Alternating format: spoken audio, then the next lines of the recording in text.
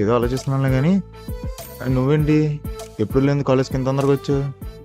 రావాలి బాబు రావాలి. నీకేంటి 90%, నాకు అది అటెండెన్స్లో కూడా లేదు. అయినా ప్రతిరోజు కాలేజ్కి వస్తే కానీ సెమ్ పాస్ చేయనన్నాడు ఆ రాంబాబు సార్. అందుకే ఇలా.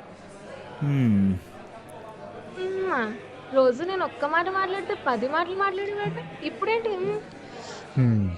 ఏం లేదు ఇలా ఈవేళ నా స్టూడెంట్ వీసా అప్రూవ్ అవుతుందో లేదో తెలుస్తుందంట. కొంచెం దాని గురించి ఆలోచిస్తున్నా అంతే. టెన్షన్ పడకు, పక్కా అప్రూవ్ అవుతుంది. నా టెన్షన్ అదే పాప, ఎక్కడ అప్రూవ్ అయిపోద్దానో. ఆ, అదేంటి? అదంతేలే, తర్వాత చెప్తా. మ్మ్, సర్లే. ఈ మధ్య తెగ బోర్ కొట్టేస్తుంది.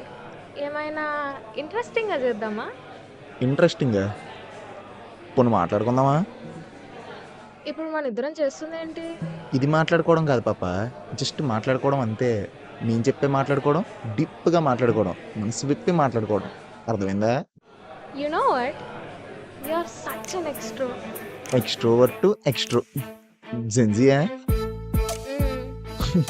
సరిపద మాట్లాడుకుందాం.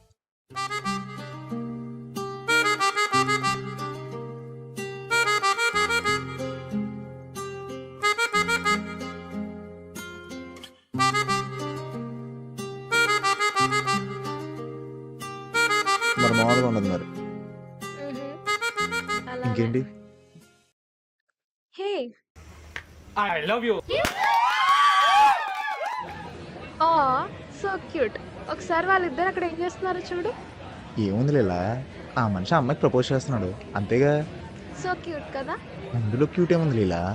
మ్మ్. వాళ్ళిద్దరిని చూస్తే నీకేమనిపిస్తుంది? ఏమనిపిస్తుంది? ఓ వారంలో విడిపోతారు అనిపిస్తుంది.